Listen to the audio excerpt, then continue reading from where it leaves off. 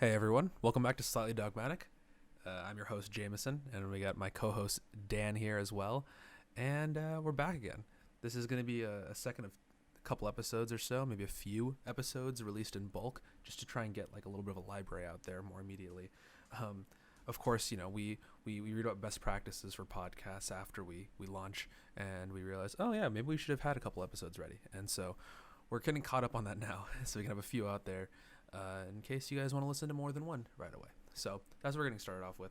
Last episode, we talked a lot about movies, and we have strong opinions. It's the kind of thing where we can I think we can talk about any topic, more or less till we drop dead. I think that as the name implies, our opinions are kind of bottomless. So we will give takes if the time allows us to. And in the interest of a little more structure, I think we're going to start off. We just watched the Snyder Cut of Justice League last night, and it was an experience, not necessarily a great one, and we have a lot to say about it, but I think we want to talk about some game stuff that we didn't get to last time, and in the interest of that, then we're going to start off with game stuff. So what really stood out to me recently was an update on Dying Light 2, which is a game that I'm hotly anticipating. The first one I think was Techland, which I believe they were behind the first two Dead Islands in some capacity. Deep Silver was the publisher, I think. And anyways, they were behind it, and they kind of missed the mark with the first two. You can kind of see what they were going for. You can see the appeal. They really struck gold with that first trailer for Dead Island that really caught people's attention due to its content, it being like really tragic and unconventional, and that it was it was happening in reverse time. It was basically playing backwards and rewind. And it was really compelling for the time. I remember it very distinctly. The problem was the game wasn't all that great. Conceptually, it was kind of cool, like a first-person melee-focused zombie game, but things just didn't quite come together. It didn't feel like all the game systems quite worked, and it was a real shame because there's a lot of potential there. Luckily, eventually they got the opportunity to kind of redo it, and they came out with Dying Light, the first game, which was fantastic. It was a combination of like Mirror's Edge gameplay and the decent stuff about melee in the first Dead Island and second one too. Obviously, the same gameplay systems, and it was very fantastic. Dan hasn't played it, so I know he can't speak to it in specifics, but to put it in a kind of a short way, it was quite a good experience, and the idea of a sequel is very exciting. And there was they gave us a lot of reasons to be excited about the next one. They announced early on that one of the guys involved in it was one of the developers behind Fallout New Vegas. They touted a lot of the new narrative mechanics about branching narratives. I remember hearing, I think it was Alana Pierce had mentioned in a video or something that Dying Light 2 is one of these kind of truly next generation games, not just about like what console it's on, but in terms of its ambitious mechanics, in that they wanted to really build a truly adaptive and like not quite infinite obviously, but like a seemingly like infinitely malleable world that would adapt to independent story choices rather than being like like two distinct tracks of like, oh, you have good world and you have bad world. It actually adapting individually to your choices and giving each player a truly unique experience based on how they conduct themselves in the game, which sounded really ambitious. Involving people who are in fantastic RPGs like Fallout New Vegas seemed like a good idea. And they showed a lot of gameplay like 2 years ago, and it's been largely quiet since. Last year, I believe that they announced that it was going to be delayed indefinitely, even though it was supposed to come out last year. And then recently, a lot of stuff has come out. So one, I think the guy from New Vegas got kicked off because harassment allegations came out, in which case, probably better to not have him on the team. Yes, he was involved with some of the most prolific games, in the ever made, but you can't have that these days.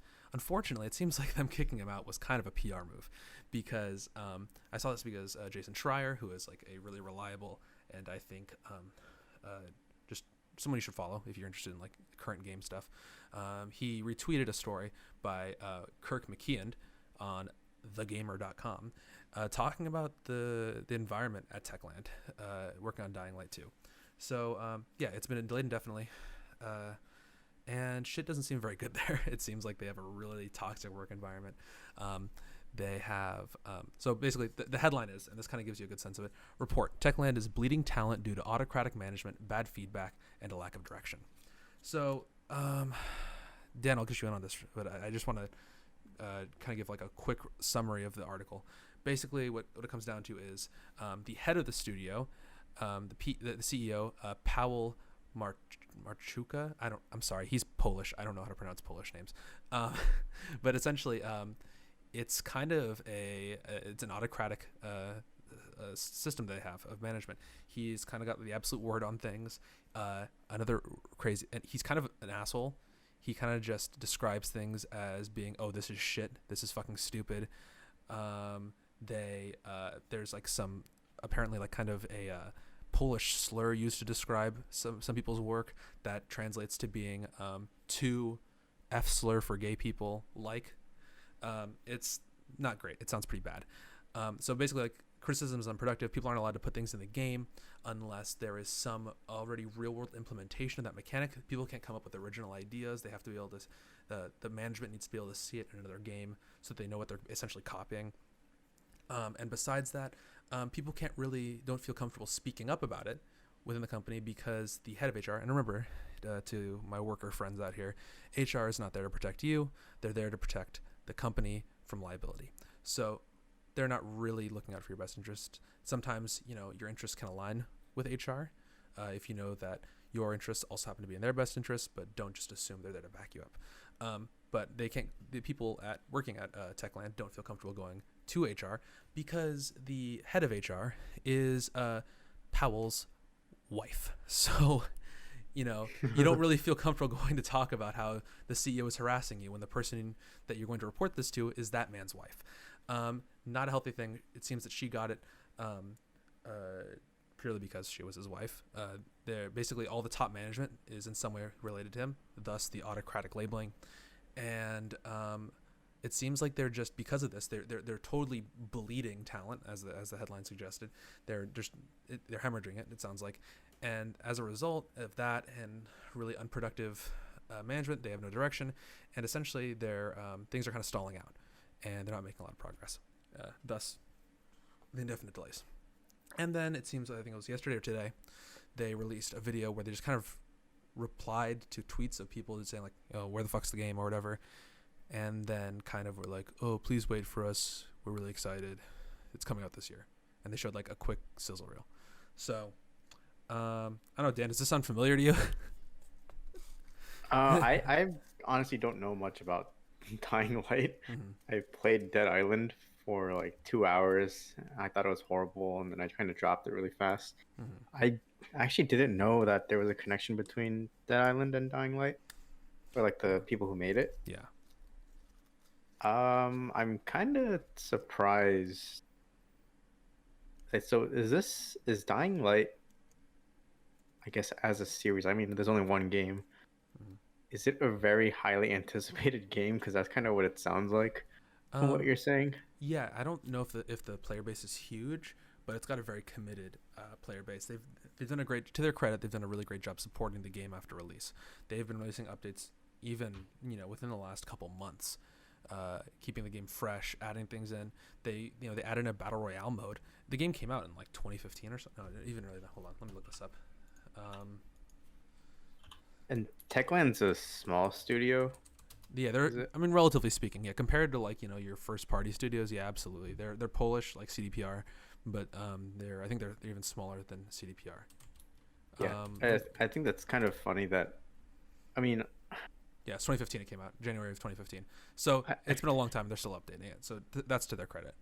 Yeah, I feel like smaller companies, I mean, gaming as a whole is kind of known to be a toxic work environment. Mm-hmm. No one goes into gaming if you're a programmer or like an artist, and you shouldn't really expect livable wages. Yes. Or meaningful work-life balance. And I'm not surprised that this is a smaller company. Well, I guess I don't know how small I would call it because it has 300 employees apparently. Mm-hmm.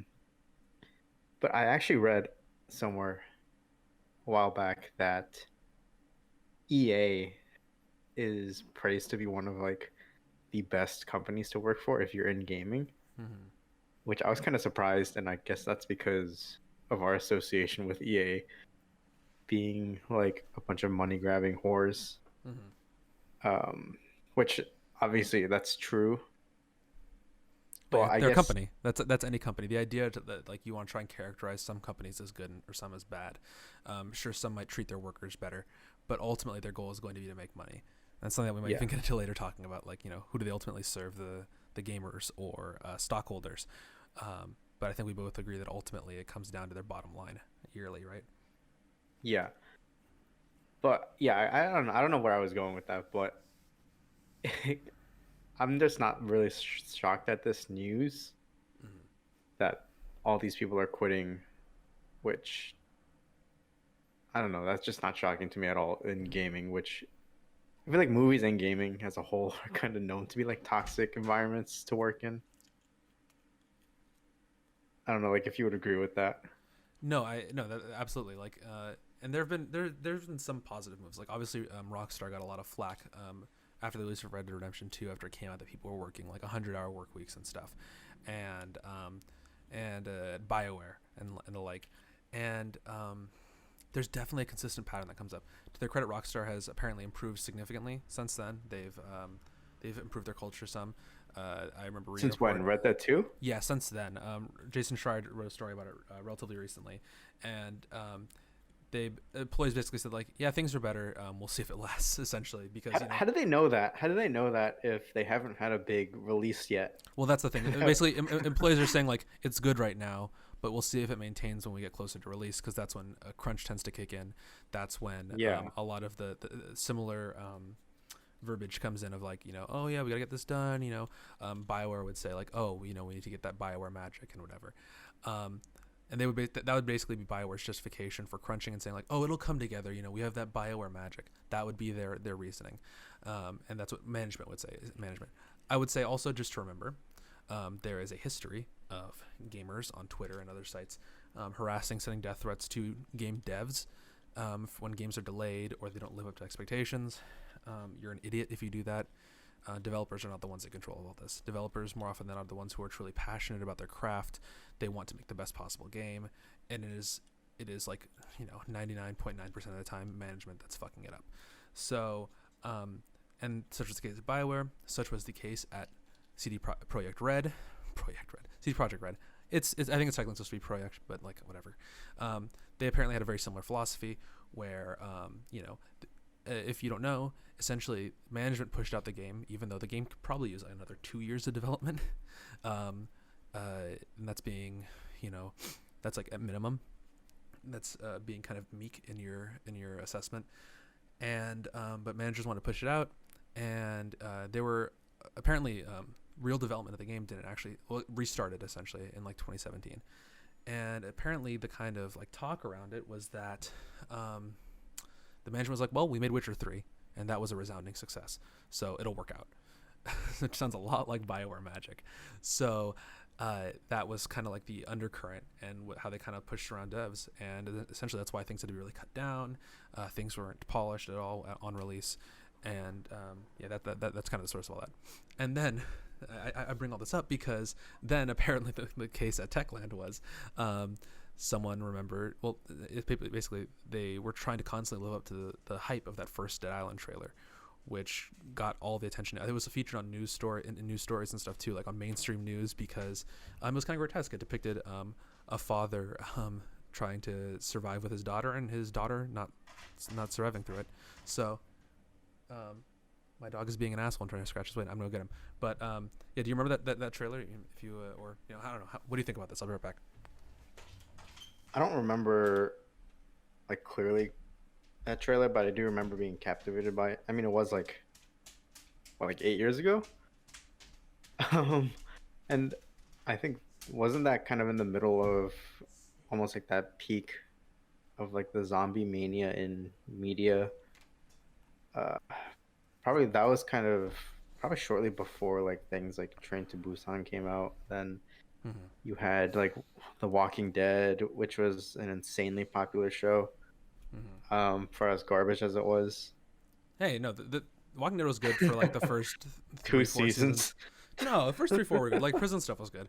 And everything I've read online says that. Excuse me. The last 2 seasons have been decent. They changed showrunners. Scott Gimple was just like a fucking joke. It was like they had really transparent patterns and stuff. Yeah. Anyway, sorry, my dog's I an don't asshole. I interrupted there, but yeah, I think that they struck like still in the midst of it. Yeah, the first download came out in 2011, so that's still in the midst of like, God, it was 10 years ago. Jesus Christ. In the middle of like like zombie hype being still huge, and it's just kind of it's like it's an unrealistic standard to hold yourself to. That like, oh yeah, we'll do that again, and so I don't know. It's like I don't know what you'd expect. Like I think there's this, and this is something that I can't credit the tweet for this, but basically it's like, how did we lose like gamers to like the right, broadly speaking, like politically, like their best interests lie in like regulation of these companies, of better conditions for the developers making it, more control of the developers, maybe even democratic control by the workers of their workplace, so that they can make the best possible game that they want to make. Yet a lot of the times you see gamers being like very pro corporate, them wanting to like think of corporations as like their buddies, thinking CD Projekt Red as a company as a whole cares about them individually, and just kind of buying like this very like saccharine, very like bold-faced like pandering of just like, we care about you, the gamer. We know that you like, your uncensored boobies in games, and we're gonna give that to you. All that kind of. I feel like that has a lot to do with like the demographic of the audience that you're going for. Mm-hmm. And no offense to gamers, but gamers aren't known to be on like the emotionally and intellectually mature side. Mm-hmm. I'm gonna just say that. So when a game is delayed, and I guess you could put this on the side of like movies too, right? I don't know. Let's look at different movies. So you have like the blockbuster Marvel stuff and DC stuff. Mm-hmm. And if those are delayed by years, there would be like riots by like their fans. Right. Yeah. Like, we need this movie now because I have nothing better to do.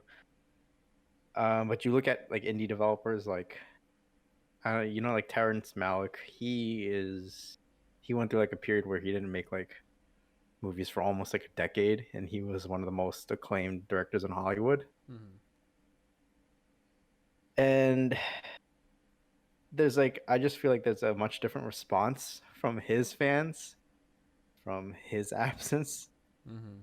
versus, I guess, fans of like those Marvel or DC things, which I kind of equate to be most gaming audiences. Well, I think broader appeal just comes with also like broader criticism, like if you have a very like art house kind of appeal, you're gonna attract the kind of crowd, and they're the kind of people who just like take what they can get, like whereas if you're releasing like huge blockbuster things all the time, you're gonna have the audience that goes along with it, and they're gonna when you get on a schedule of releasing it like two movies a year, when you break that pattern, it feels like a really long drought.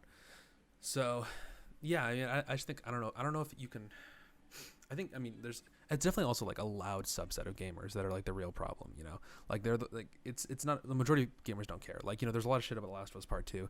The game still sold incredibly well. Like that didn't hurt it really at all in terms of sales. So the loud, maybe a couple thousand people who are really upset didn't keep it from selling millions and millions of copies. And I think that's an important thing to keep in mind. But it's just like, yeah, going after doors, like here, this is another quote from the article.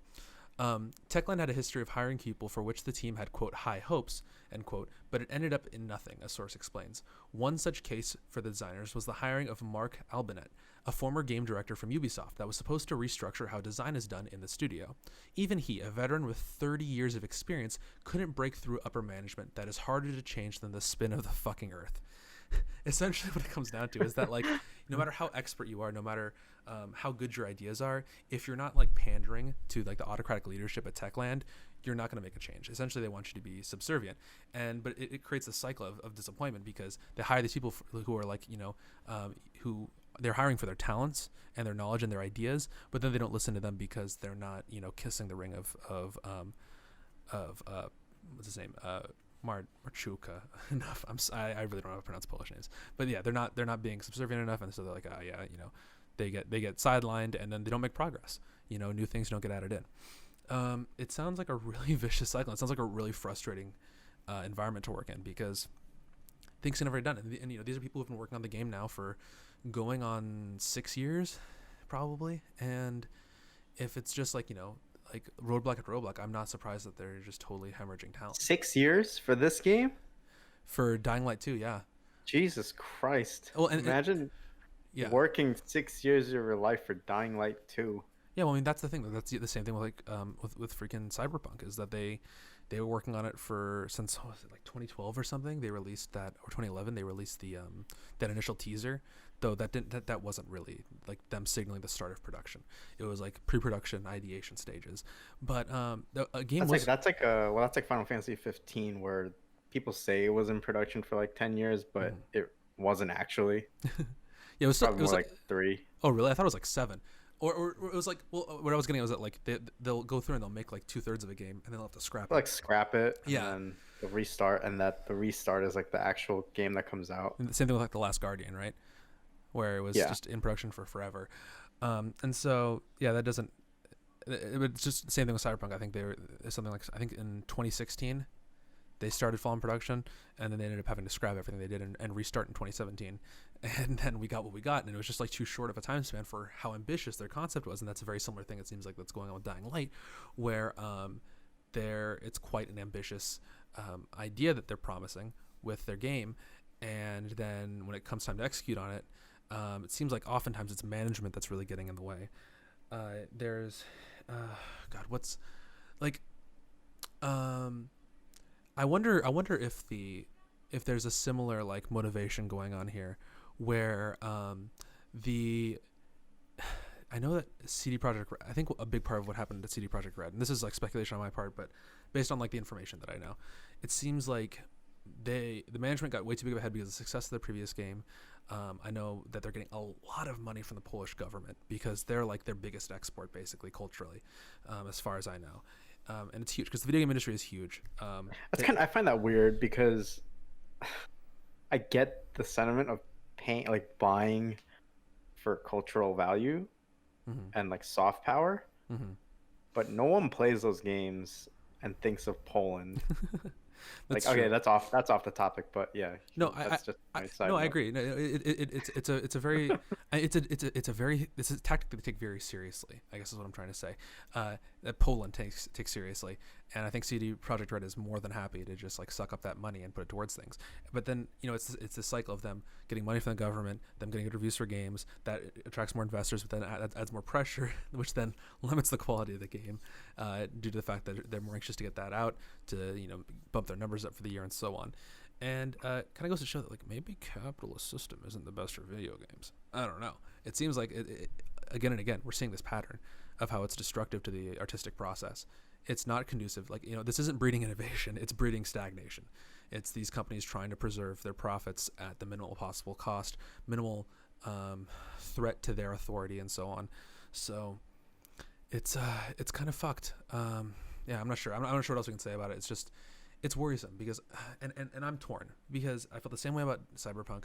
I wanted to be excited, and I was excited for both of these games early on, and it just really kills it for me, knowing the reality of the situation for these devs and for the studios, because I don't want to support this kind of shit, Yeah, it's tough. It sucks. It's like I want to play new shit. I want to play art. I want to experience it. I want to experience something new that I haven't experienced before. That's what I got from Last of Us Part 2, and I don't want to be biased. Naughty Dog clearly had cultural issues in their workplace too. It took a slightly different form, but it clearly had issues with that as well, where they kind of strategically picked people who would kind of work themselves to death for the sake of their art, and would hire almost exclusively those kinds of people, and then not really tell them no. And I think that sometimes if you're a manager, you have to manage them in good and bad. It's not just kicking people's ass into gear if they're behind schedule, but it's also making sure that people pace themselves and making sure they don't burn themselves out and making sure that your employees have a decent life outside of whatever their work is. So I mean, I take issue with that too, but I will say that at least at least they had something to show for it, and and hopefully they can adjust that going forward. Same thing with Rockstar and Red Dead. Like Red Dead Redemption 2 is like a huge accomplishment, and I would hope that the developers are proud of that. And I think that's what, whenever I see like statements made by developers when they're interviewed, it can you hear that stuff in the background? No. Okay. That's what really that's what I hope that has at least a silver lining. And it seems to be the case when I see like statements from developers that they're like, at least this good thing is coming out. And the thing that like killed them about Last of Us Part 2 is that that things got spoiled, and that it kind of, and for a lot of people, and probably not the vast majority of people who played it, but for some people, it really neutered the experience. It ruined the surprise of some of the twists and turns. It permanently soured probably a lot of people towards it because they got all these narrative beats and stuff without context, and it totally takes away a lot of the weight from it. So I know that it seems that devs really want to make sure that at least if they're putting, if they're like taking years off their life to make it, that it's at least something of quality that can be held in high regard. And regardless, I'm not trying to justify it. They need to fucking change the culture in a lot of these companies and stuff, because it certainly seems untenable. So you should just be like me and stop being excited for games. I know. I probably should. Like, I'm only excited for 2 series now, Persona and Nier. I have no expectations of anything else at this point. Yeah, and the weird thing is, it's like, Japanese companies, as much as we know that like work culture in Japan is like kind of fucked up too, it's almost like, at least working within that realm, they have a better idea of people's fumbled that, of people's limits. Like I remember like, at least at Nintendo talking about just like, sometimes the game will get delayed, but it's important. They even saying like, we don't want to work our employees to death.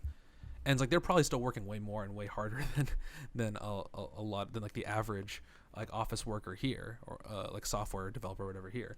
But and there's like different expectations around them. There isn't a lot of like do you think the fluffy stuff around it.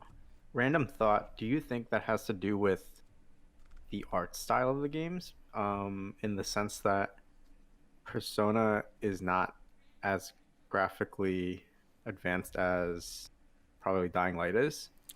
I mean, and I think it's a case of like less is more. Dying Light having these pretty water textures and like lighting and shadow isn't going to make the game any better, when Persona, it's a really good looking game, but it has like a comparatively simple art style, which I feel like you look at games from like 15 years ago, like 18 years ago, right? Final Fantasy like 8 and 9, those came out a year and 5 months apart from each other. But I wouldn't say a lot of these games that have these huge, massive budgets today are better than those games. But I feel like that's where a lot of the time and money goes into nowadays, right? Probably like the graphics. I think that's also where we tend to differ in how we like judge these things. But I think it's less about art style. I think I think Persona probably took just as much work from graphics artists as I don't know. Like Last of Us Part 2 is unique in that it's so photorealistic. Everything is so detailed. There's so much attention put into every little animation stuff. So there's probably a serious increase in like exponential increase in how much work that took. But I think for like the average game, I don't think art style plays a big role. I think it's just how that effort is applied. I think what it more so is just that like they've kind of been working at that standard they've just had a different culture around it for a longer time. And it kind of seems like it's like almost like constant crunch, but at least they're like they're working within certain boundaries, which they know that they can somewhat maintain. Whereas here it's kind of like it's like more of a flat line, even though it tends to be probably like higher up the lines. It's more flat. Whereas it seems like in the U.S. games industry, it's much more of like a sine wave, where it's like you get these troughs after a game is released where you can like chill and you can that's when you take your vacation time and stuff, and you do all this stuff and you relax, and then it just like it gets to way higher peaks. It seems closer to release where you're like working 100-hour weeks and stuff, and you're not leaving. You're sleeping under your desk and all this shit. So I don't know. That's the impression that I get. But I guess like isn't there's a cultural difference too, where American audiences expect these amazing graphics, but I guess the Japanese audience is much more content with games that have less and require less. Like, I guess like sprite-based stuff I is was a gonna lot say more popular like there. Bravely Default and shit. Yeah, like Yeah, I mean, I don't know. I don't feel like I have enough like data or experience personally to speak to it entirely, but it does seem that like demographically Japan typically has yeah, like they're the demands tend to be more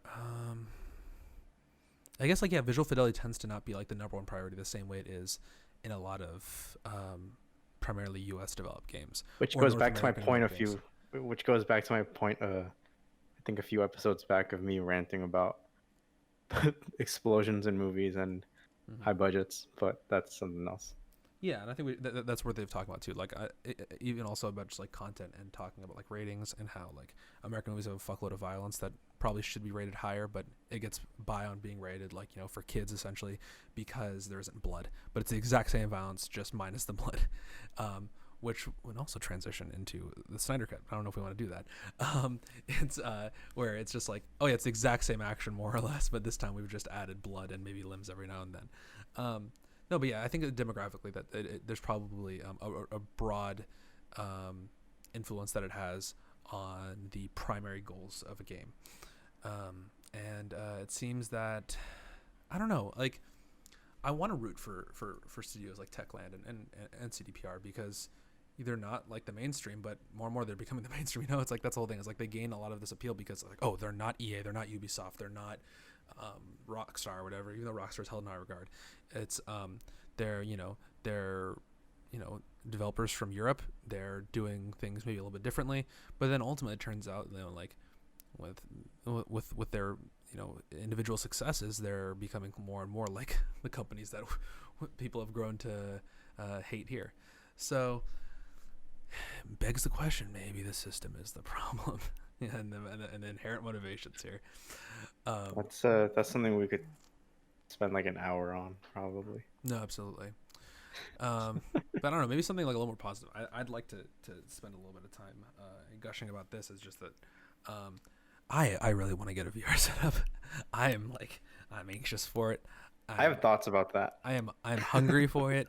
I want to play Half-Life Alyx. I spent a little bit of early quarantine playing through Half-Life 2 again. I played through Half-Life 1. I played through Black Mesa. I played a little bit Half-Life 1. I never quite finished it, and then I played Black Mesa all the way up to. I finished it all the way to the Zen portion because that wasn't finished yet in Black Mesa when I played it. And then I played through all of Half-Life 2, and I played Half-Life 2 Episode 1 and Episode 2. And it made me really want to play Alyx. And like I don't know, like I've seen VR stuff. VR stuff I feel like has been like something that I've been able to view from afar for like going on 10 years now. Where I'm like, oh man, that's really cool. I like to do that someday, but like once it gets better and better and better, and I feel like we're reaching the point, at least for me, where I could like comfortably buy in and not feel like I'm wasting money.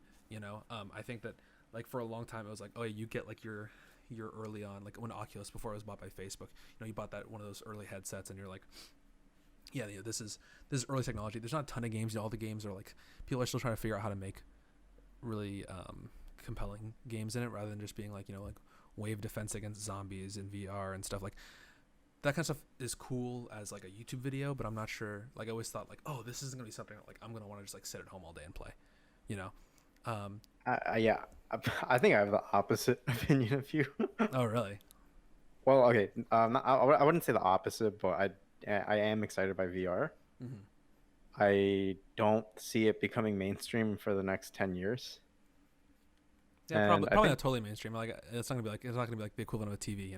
That's the end game, right? Is where like a VR headset's like a TV, where like everyone yeah, just has one in the house. I feel like there's too many obstructions. Like, it's cumbersome Mm-hmm. to fucking wear on your head during hours of a game session. Yep, it's I expensive. can see that being a huge pain in the ass. Like, It's expensive I think, resource wise, yeah, besides just the hardware itself being expensive, like the headset itself being expensive, but then you need expensive hardware to run it typically yeah, because the cost of running VR in a way that doesn't make you motion sick is also very high because you have to have really high frame rates to make sure that you're not getting totally sick while you're using it. yeah. So I'd say it's like it's cumbersome, it's expensive, and I'm saying that as someone with a moderately well-paying job. Mm-hmm. I cringe when I fucking see the price Yeah. of some of these like headsets and like the peripherals that come with it. Mm-hmm. And then if you want to have the optimal experience, you gotta like buy like I don't know. I know like you can like buy stuff so that you can like YMS kind of does streams with VR, where he's like in his living room with like this really like decked out set of like Yeah. VR equipment. Well, it's like you have Um, to basically be prepared to spend like $15 to $1,800 on a computer minimum, yeah. and then And spend how do maybe you do another that? 1,000 on if you want to get like the Valve Index. Yeah, how do you do that when the average household salary in America is like 50, 60 grand? You Yeah. can't when you have to buy one, let's say, let's go like the cheap route and we're talking about like consoles, right? Mm-hmm. Okay, let's say $500 for a PS5. And then you got to spend another, what, $300, $400, $500 on like a VR Mm-hmm. headset. Yeah. So that's $1,000 right there. It's a chore to get parents to buy a console in the first place. Yeah. And that's a lot in And the first place. Just the yeah. console on its own is already like a huge ask. Like, majority of Americans don't have $400 in emergency savings. How can you Mhm. ask them to spend, $1,200 on a VR setup? Yeah. Also, in terms of okay, so gaming, I think a big part of gaming is like the how do I put this? Like the I guess like this like I'm blanking on wording, but like playing with the social aspect of it, right? Yeah, absolutely. How the fuck do you right now, as of now, it looks awful. Like watching someone play a VR game. Haven't you seen VR Like chat, dude? That's the future. yeah. That's how we're all gonna interact. It's like that Gerard Butler movie, Gamer. We're just all gonna be in there. We're all gonna be large-breasted anime girls walking around, speaking only in memes, not having Yeah. any real communication. Um, But I don't know. I find like because like your input, I guess, like movement in particular, it's really jarring when there's a lot of movement that you're not anticipating because you're not the one inputting. And I think the way I've heard it before is like when you're like in a car, a lot of people get like motion sickness because the driver anticipates like the stops and like the accelerations, the passenger so their doesn't. body almost is accustomed to or knows what's coming, but passengers are more likely to get car sick because things like that. You're kind of moving from like someone else's perspective.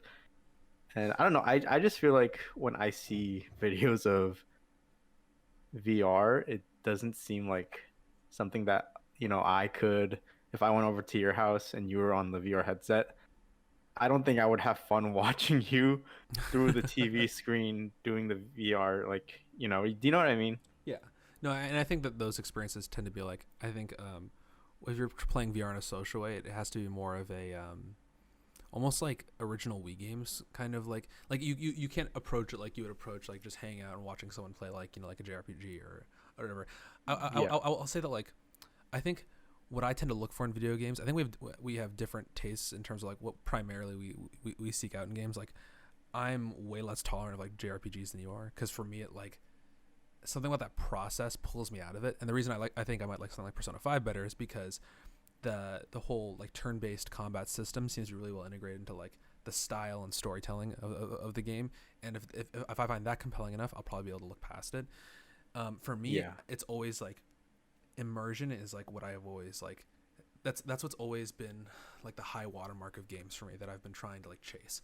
Like my first time playing Mm. BioShock, how well crafted that world is, how and even before I could understand like the hypocrisy present in like the philosophy of Andrew Ryan and how where his ideals got him to and all that, just the world of Rapture just totally enraptured me. Right, like it was completely immersive. It felt completely new. That feeling of wonder at something that was utterly original really, I think, has been something that's been compelling to me from the very beginning since I first started playing video games. The same goes for like the first Jack and Daxter, the first when I first played Super Mario Sunshine. These games all had a similar effect. You know, Metroid Prime we talked about in the first game, and Star Fox Adventure. And the things that have gotten closest to mimicking that are things like The Last of Us Part 2, where it's like this, like, you know, this huge world. You don't really see the seams of the world in the same way. You know, it's a linear game, but it's just, it completely draws me in. And when the game systems kind of melt away, or the other aspects of the game are so compelling that you don't notice the game systems like interfering. And I think the thing for me is with like JRPGs, oftentimes the game systems are the priority more so than anything else, you know. And you know, I don't think that's any lesser. It's just like a matter of taste. I know some people enjoy that more. I'm not to say that you don't enjoy being immersed in a story, but like I think that you tend to like be more forgiving of that kind of stuff. So I think we're different in that I think you're less forgiving on games and I'm less forgiving on movies. True. Yeah. Like I think you're way more tolerant of just enjoying stuff like the Schneider cut. Oh, I mean, I didn't really enjoy myself. Like, Yeah, but just as like I guess like in general, like cape shit. Yeah. I think I'm way more. Yeah, I'd say like I'm more harsh when it comes to like movies on that kind of stuff, and you're True. less forgiving on games. True. I guess I think that how broad and niche our interests are like an inverse curve for each of us for video games and movies. You know, we have an inverse relationship there, and I don't know, just the idea of me like it was really interesting actually. I was reading about a BioShock mod for Half-Life Alyx, where it's turning into like a full-length campaign, and people were talking about how like they can't really do VR because it's too real. And it sounds goofy. It sounds like oh, okay, gamer can differentiate between reality and a video game. Okay, but I don't know. I don't think that it's something that we can write off so easily. I think my limited experience with VR like have been like, you know, with like cell phone headsets. I did do back when like Jurassic World came out. I went to a press thing, and they had a setup. It was like very simple, but it was a headset, and then they had to sit in a chair, and so it simulated you being in like one of the Jeeps from Jurassic Park. And they had like this pad set up on the back of the chair with vibration motors in it, and so it would react in accordance with the video, the 360 video that they're showing you. And it just sounds like so much though. Like it's a lot, but it's unattainable. Well, yeah, and exactly, and I don't think it's like it's an average person's setup, but for what it was, and it looks goofy, and you're like, there's no way that's gonna like simulate it. Our brains aren't that complicated. I don't think. I think people give human brains way too much credit because it was on, and like I knew it was fake, but I was also like, wow, this is kind of real too. And it was like a 5-minute thing, but when it came down to it, I was kind of like, okay, like I get it. And I think this is the case a lot of the time with VR. People are like, oh, there's no way that's going to be the same thing, and they get it. Like, you know, in the same way, I think VR porn is going to be a problem. You know, like it's already kind of an issue for some young men. I think it's gonna be really bad when dudes can just like simulate a whole relationship and sex life with their waifus. You know, it's not gonna be good for society. Like we're gonna get a whole generation of guys, of like sad, disaffected guys who just will never go outside. They'll they'll get enough money to buy a VR headset and they'll just live in that, and it's gonna be really that's kind of interesting. There's this author. He actually wrote this short story that was in the inspiration for Arrival. Okay, I was gonna you swear to God, if you say Ready Player One. Oh hell no. But the author's name is Ted Chiang. He generally writes short stories, and he had a short story where basically like this company comes out and creates like contact lenses, which makes everyone's face the same. Oh, it's kind of like that Black Mirror episode. Black Mirror, I think Black Mirror takes a lot of inspiration from this guy's stories. Probably, yeah. Because he also had like a memory one of like. Oh, we talked about that. Yeah. Yeah. The so I think implant. I didn't see any credits given to him when I looked it up, so I think they're ripping him off a little. But that's the point. Oh yeah, sci-fi. So, oh yeah. Yeah, but like basically, it's like, I guess that's kind of a form of like VR, right? Where you're altering what's in front of you. Not exactly the same. But that story's kind of the ethics of, is this right or wrong? Like, because on one hand, yeah, like on one hand, everyone's judging each other by their personality now instead of like their attractiveness. Mm-hmm. But In on the this, other hand, there's a lot of in the like world of the moral. story, you're saying. Yeah, Yeah, yeah, yeah. it's really interesting, but yeah, so yeah, I do think that's gonna be a problem because I don't want to be a boomer, but like I know people say like I guess our generation is kind of that people say we spend too much time virtually. Boomers do So that more than anyone. That's the thing, though, too. Like boomers say that. no, exactly. Boomers Yeah, on that's Facebook nonstop. well, boomers act like they wouldn't do the same thing if they were in our generation. That's the annoying part. Yeah, when in reality it's Um, just like we just happen to be in the perfect place to experience it and become addicted to it. yeah, But like yeah. they are too. They're the ones who are just like, I'm checking in over here at the local beer and chicken spot. I just want everyone to know that I'm here, and also that Hillary Clinton killed those babies. I know it, and it's like, and it's just like, and they're worried about Bill Gates putting microchips in them in the vaccine, and it's like, dude, you literally just check in like every day, and it's like just a reminder that Pizzagate was real. It's like, Yeah. okay, dude. No, and I think that they're the ones who are totally addicted to Facebook. That's how they get a lot of this crazy shit that they're on. I think technology is progressively getting more and more addictive. It's something that we have to reckon with. I mean, like so that's the thing. You can. I think if we didn't, if corporate interests weren't so tied into it, like if I didn't have to fucking sign up with my Facebook account to get an Oculus Rift, or no, sorry, Oculus Quest, and fucking live in that. You might even like if that was like without any of the outside motivation that a money making corporation or capitalism might have, might even be able to make the argument that that's not even inherently a bad thing. So you're against the corporate middleman, right? Well, yeah, I mean, like, yes, I don't. I mean, I don't like This is where, corporations. this is this is where I plug. This is where I plug in blockchain. Yeah, I don't. Eliminate the middleman. Decentralize everything. Yeah, but we've seen out from NFTs that apparently that's gonna fucking destroy the Earth on like in fast forward mode, with how much energy it uses. Well, that's going away soon. Let's hope so. I mean, but my main thing is just that like Not NFTs, but like that method of production. But that's besides the point. okay, Whatever. yeah, no. What I'm just getting at is that like I resent that we can't examine it in an independent way like that. Like we can't just say like, oh, is this thing like maybe the future of humanity? Like and it's kind of a depressing thing, but like, oh yeah, we won't be living in the real world anymore. But then we also have to examine like, are we gonna have a real world to live in the long term? Is this something that's gonna, or like in the meantime, what if we have to take some kind of, I don't know, whatever. We're thinking way into the future here. I just resent that we can't look at it just for what it is. We have to instead be like, does Facebook have my best interests at heart? It's like, no, they fucking don't. Like Mark Zuckerberg would turn us all into flesh batteries if he could, if it meant like him making more money. That's one of the and him being cheaper more ones, powerful. right? Well, that's and that's kind of where this is coming from. Is that like nothing really matches the Oculus Quest in terms of price versus capabilities right now for VR, because it's Yeah, a standalone and that's unit. why that's why everyone considers it. Yeah, and it's like, and it's the balance. It's like, I don't know how strongly do you adhere to your like your fuck Facebook philosophy, because it is the most capable right now for the lowest price. It's $400, and apparently people just play Half-Life Alyx right on it, and like, oh my god, I cannot tell you how tempting that is for me. Like when I save a little bit more money, it's just being like, yeah, fucking, like. And then I've access to all the other stuff, and then it's even kind of future proofed because I can get a cable, and then whenever I upgrade my PC, I'll be able to just use it with my PC once it's upgraded and drive even more powerful games through it, and it won't be just relying on the hardware inside the headset. But isn't that a rabbit hole though? So I've tried like the PlayStation VR and it's really shitty.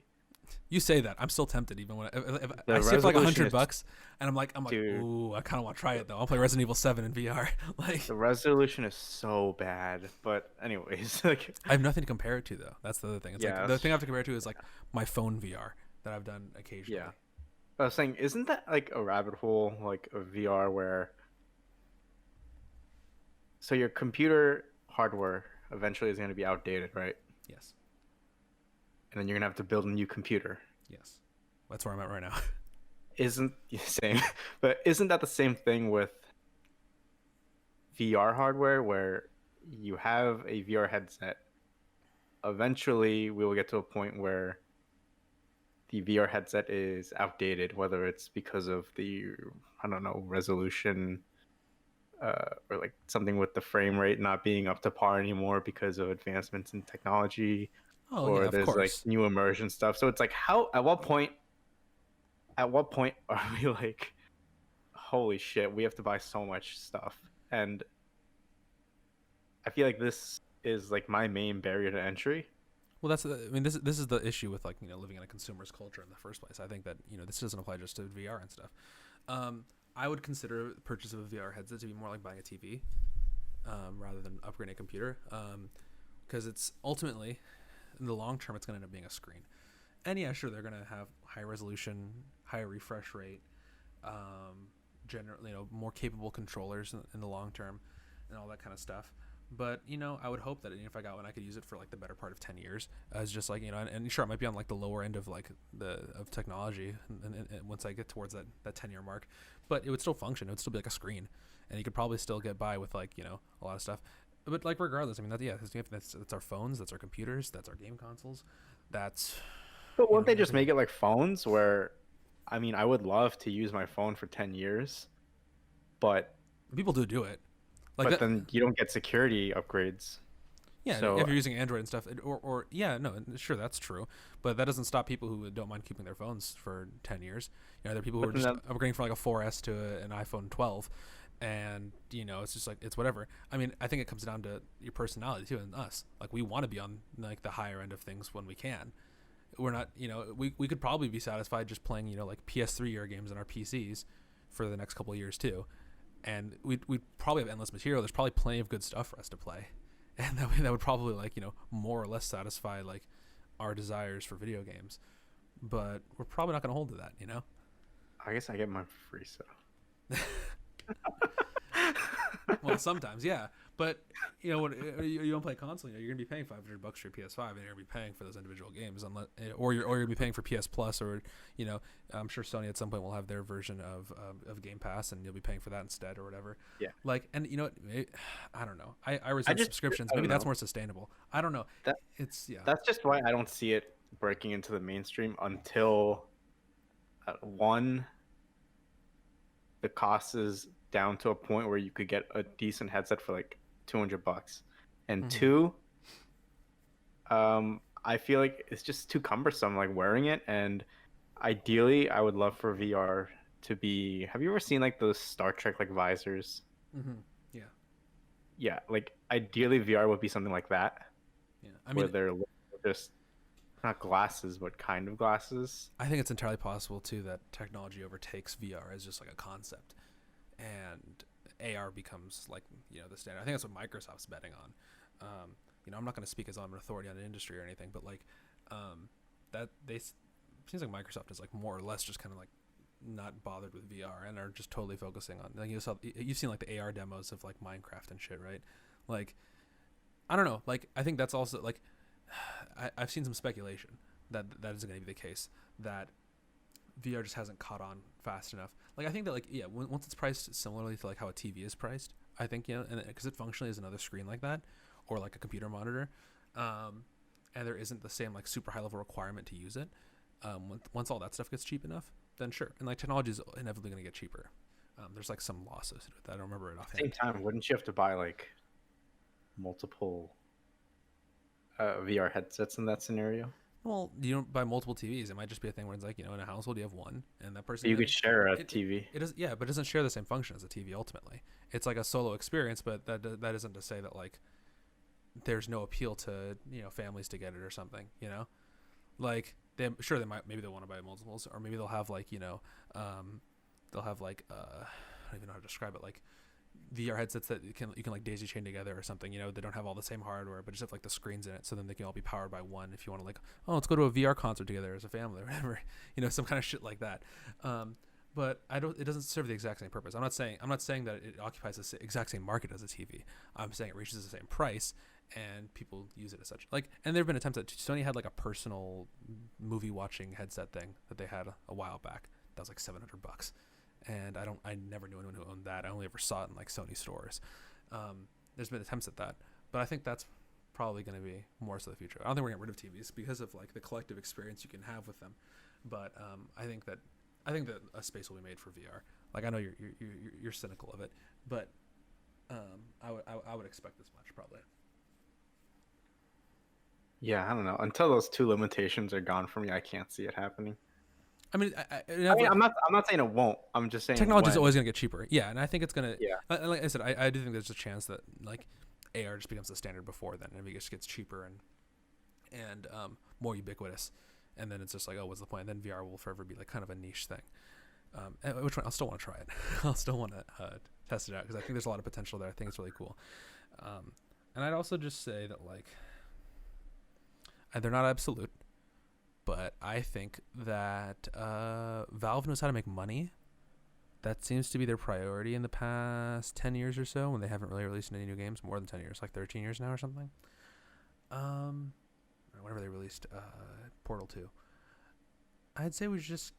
The fact that they're committing very hard to it suggests that they see some future with it.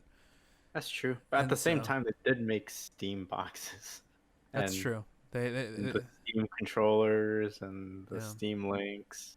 But Steam, it also when that came out, that was like almost them selling software more than anything. It was them selling like they get integrated into TVs. Yeah, so it was them trying to do like the Steam Link was basically like, you know, a little streaming box thing, just like for PC. I think it's cool hardware. I don't think it was quite as functional as I would have wanted to be. But, you know, that same functionality now present in both consoles. You can remote play with both of them. And so there was still like, I think that it made clear that there is a desire for that functionality, and it's just with that there was a lot of like things that precluded people from it. Like you needed to have like already a high-end PC, you need to have a really good internet connection, you need to do all this stuff to get set up. You had to know how to set it up. With this now, it's just like, oh yeah, just download the app for Xbox or PlayStation on your phone, and then you can do remote play. You know, you put in a code or whatever to pair it the first time, and now you can do that. So I think they had a clear effect there. And then like the Steam machines were just like basically just PCs, like you know, mid-range PCs with their version of Linux on it. You know, so, I would have gotten one, but like you kind of could blink and they were gone. Well, they were trying to like make them almost console like. Yeah, exactly. Like, market that, but then that doesn't work because the companies subsidize the cost of the console, so they're losing money on each console sale, which Steam wasn't doing necessarily. Yeah, that's not how computer companies sell computers. Yeah, so it's like because you're not locked in the same way to like their ecosystem. Yeah, so it's like tough sell. Yeah, and I think VR is kind of different in that way, in that, you know, it's not Valve that's trying to make things exclusive to their VR system. That's Facebook. You know, and it sucks that like, you know, they're kind of the two main players right now. Like I don't know if HTC is even making new headsets anymore. But that's kind of like the different, you know, Steam, for better or for worse, being kind of libertarian in their approach, could be the thing that lets it grow. But excuse me, I don't know. I guess we'll see. It's hard to say. It feels like we tackled that. I think that was a good talk. Yeah. Yeah, good talk. And we still haven't gotten like we have a lot we want to talk about, but we can kind of like, and we can really dig into these topics and the things we really talk about. So I don't know. I hope you guys enjoyed it. I hope if you're listening, you found that compelling, and you if you want to continue, we'll have more episodes coming out, hopefully weekly. And you know, if you like us, you know, recommend us to a friend, rate us. You know, all that stuff really helps us out. It'll help us grow, and yeah, encourage us to keep on doing what we're doing. But regardless, thank you for listening. You know, hey, if you got takes, we got social media too. You wanna challenge us on our opinions? You know, we got an Instagram, we got a Twitter. You know, just find us. We're at Twitter. Slightly Dogmatic was too long, so it's at Slight Dogmatic. Instagram is just Slightly Dogmatic. You know, give us your opinions. Let us know what you think, and we'll see you next time. Thanks a lot for listening. Dan, you wanna sign off? Yep, signing off. Stay dogmatic. We'll talk to you guys soon. Bye.